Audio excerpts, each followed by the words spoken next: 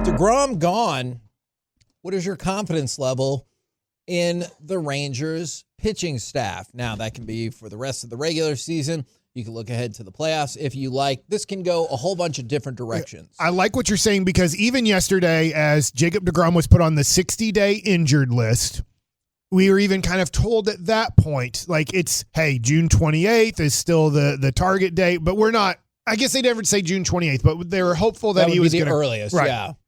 Is we talked about yesterday, but what if he pitches well in September and he's ready for the playoffs? Exactly. And we were like, wow, you still have deGrom as kind of your one, Eovaldi as your two, and I'd say Gray is your three. Those are the three guys you're rolling into the playoffs. Whoever your fourth is, your fourth is. Sometimes you don't even use a fourth starting pitcher in the playoffs. But now we know that is out. Yep. Now it goes to Eovaldi, Gray, and I'm going to assume Perez. So now that doesn't – it's still great.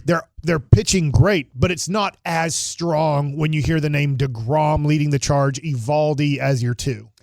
And I was looking through because I guess I was trying to figure this out as I went along. You know what I'm saying? Is like my confidence in the pitching staff, both in the regular season and the postseason. I want to start with the regular season since, that's where we are right now. Confidence level in Nathan Eovaldi right now. Look, it should be through the roof. And I was one of the people who was like, I don't know, man. He's solid, but I think we're making him out to be something he's not. And in the year of Rangers exceeding a ton at the plate, he has exceeded all of his career metrics, and I'm here for it, and it's awesome. And then you have Jon Gray. Jon Gray has been healthy. He's pitched excellent. So those two, let's roll and move on from there. I'm with you. I think Jon Gray pitching tonight, and we can move on, but I think that he's been overlooked as an all-star candidate because of how great Eovaldi's done and how great a whole bunch of the offensive players have done. Jon Gray had a month of May that has put him in the conversation. I believe I just saw where Dan Plesac put out his top 25 starting pitchers. He had Jon Gray as the 9th best starting pitcher in baseball right now. Wow. And I believe Eovaldi was 4 or 5. Derek, when you look at Eovaldi and like the way he goes about games, how do you describe him? I always describe Colby Lewis as a bulldog. I was getting ready to say that. Okay. That's the word I would use. I mean, bulldog. He's pitching with an attitude out there. He's making a statement every time. I think people kind of criticized him at first as, he was a science like, well, we just sign more guys that are kind of injury prone or whatever. And he is making a statement. This dude has been lights out. He's carried what needed to be from the departure of deGrom right now. He stepped up and wanted to be the number one. Being a teammate with him for a little bit when I was in Boston, that guy goes out there every day with the mindset that I am the number one. Yeah, and that was going into the season. I love that, too. Yeah. Going into the season, Jared kept bringing up, look, man, aside from deGrom, you have 3 really good pitchers behind him. Right. And he kept calling them, 1Bs and whatnot. And then, Martin, we're still kind of like, okay, Martin's more Martin than last year right now.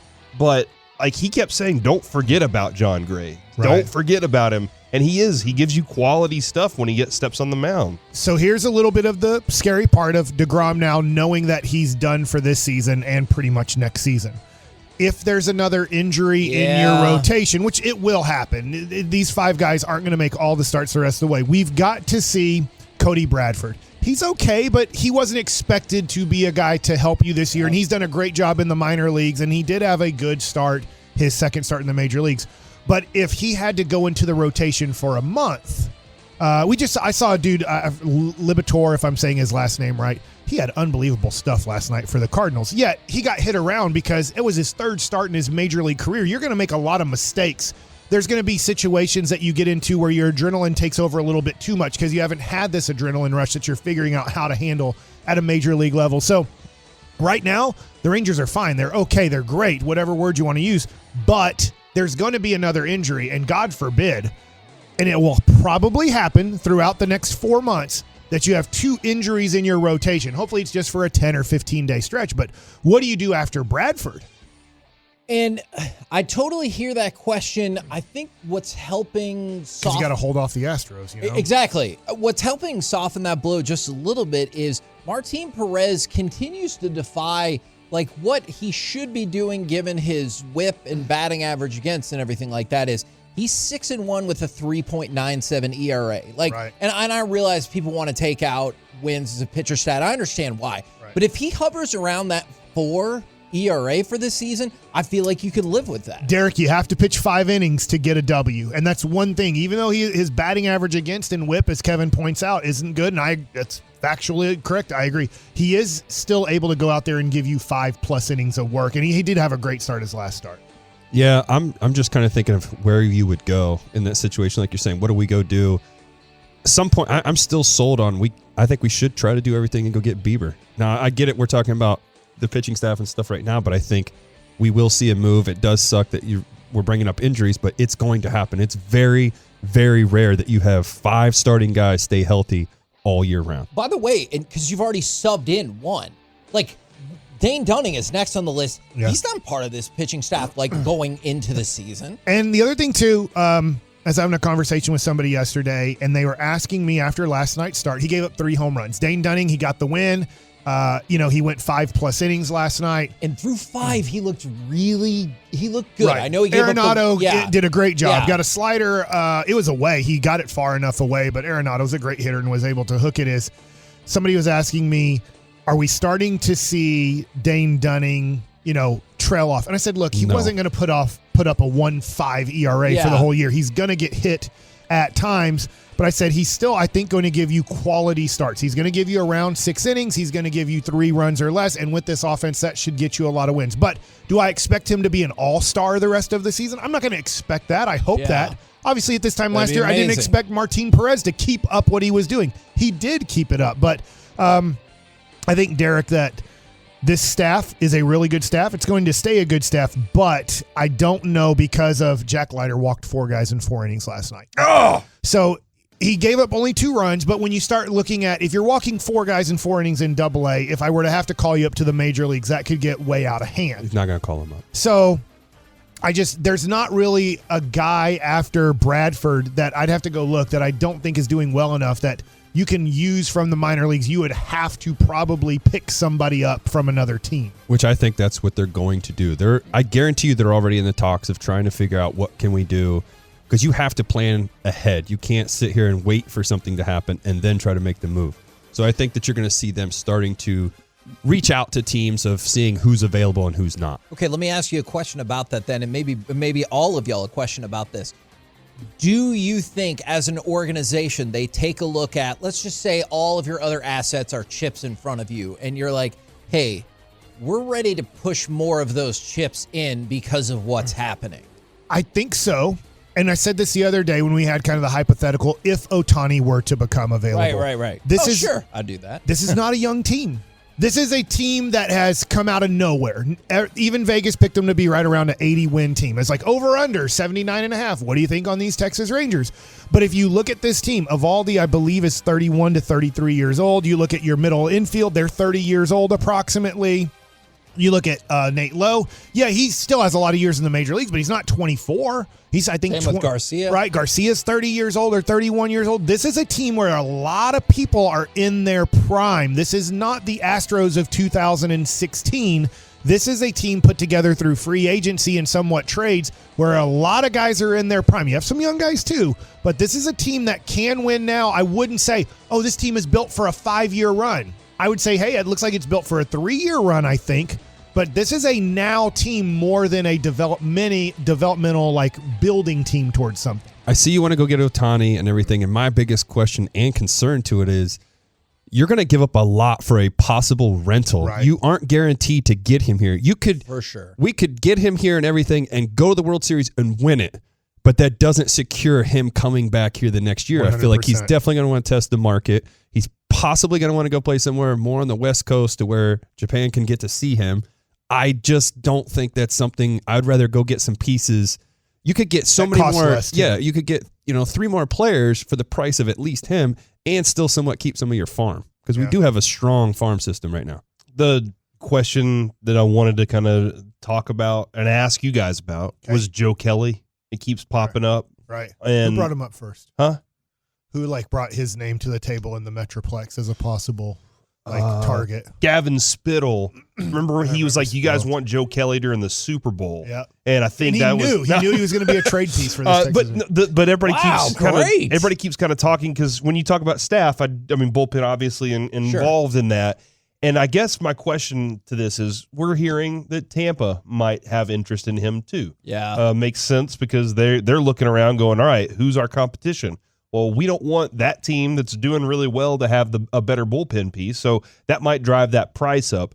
I do wonder if you want to play Tampa first, just to see like what your team does against them before you start making, you know what, we got to go do. That's interesting.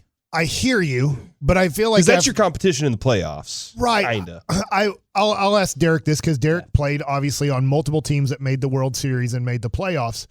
Did you feel like in June, if you played Detroit back when you were playing, did you feel like, we know they're good, we know they have Verlander, Scherzer, and these guys?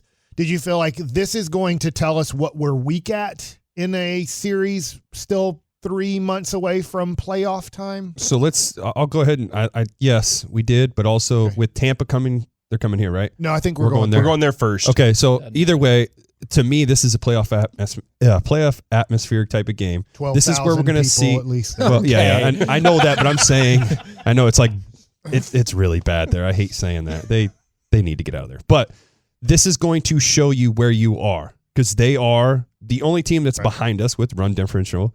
Their pitching staff and everything else has been lights out. So we're going to see 44-19. So we're going to see how we compare our offense with their defense, and that's going to be the other way around. How do we compare with our defense versus their offense? So this is, to me, your biggest playoff type of atmosphere, and it's going to tell us where we stand now. Now, playoffs, obviously, it's different. I wonder, to your point, Corey, going into your GMing head here, I'm kind of asking you the question. If you're Chris Young, how big of a change do you make in possible future needs for this team now and this team next year based off of this 3-game series in Tampa? What I really want to know when I'm asking this is, can I beat them without him? Do I have to make that much of a change, or do I think I can beat this team? I want to watch my guys. I want to see what my guys do, and obviously that's going to change because we play them again after the All-Star break. But I want to look at it and go, you know what? We have the matchups, I think, that can win this. So I don't feel like I need to do that. Now, I obviously have other questions about other teams I have to face, but if I feel pretty confident that I can beat the best teams without having to make too much of a drastic change in my future, then I'm going to wait. I'm going to be patient with this thing.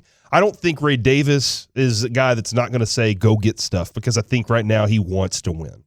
Two things. Real quick. Fine. On Saturday, Eovaldi faces Shane McClanahan. That would be your game 1 matchup. If everything worked out well, like to your point, it does work out. You're 5 versus their 5 on Friday, and you're 1 versus their 1. So kind of your 2 versus their 2 also in this series. I like it. You get a little bit of like, this would be a playoff 1 versus 1 matchup. Well, the two things. First, obviously, Eovaldi has seen them. We don't know how much he's changed or how big of a change it's been, but he does have still the inside info of how that's going to be. So I think having him there, that's the advantage. I think the Rangers will be all right. But again, this is going to be, to me, a statement type of game. You got to go out there and show that you're the best team, because the only thing that scares me with the Rangers, not with Tampa, now this is not going to affect it, but they play to their competition too. That's the scary part. Sometimes, you play Oakland and you get beat by them out of nowhere. I don't know, man. Oakland's hot. They won yesterday. I thought it was a misprint, and they're up 7-0 in the first inning right now. And I'm like, what? They are? I'm like, this is a miracle. If you don't believe in miracles, Oakland is winning a game 7-0 right now in the major leagues. But still, that's my whole point. Go ahead, Mike. No. I understand. No, they really are. That's shocking. I'm sorry. I'm still stunned by that. The playing down to competition. And I get the Cincinnati series was tough, and they're better than what we thought they were. And Oakland, look, they're probably going to win 40 games this year, and 2 of them were against you. But I look at this team, and I don't want to sell the future. I don't want to. But at the same time, I know that this is not your 2010 Texas Rangers team. There was a lot more, I felt like, years left on that team. Neftali Feliz, Elvis Andrus. At the time, it looked like Hamilton was going to have 5-6 more years with the Rangers. It ended up not being that way. It looked like then you guys picked up Adrian Beltre. It just looked like you guys are going to be in the playoffs forever, 5 to 6 years in a row. And I know that you kind of weren't. Like the team changed quite a bit, but I feel like this team is more of a now team. You got to help them out now and next year than that 2010 team, because I felt like you guys were built a little bit longer to last.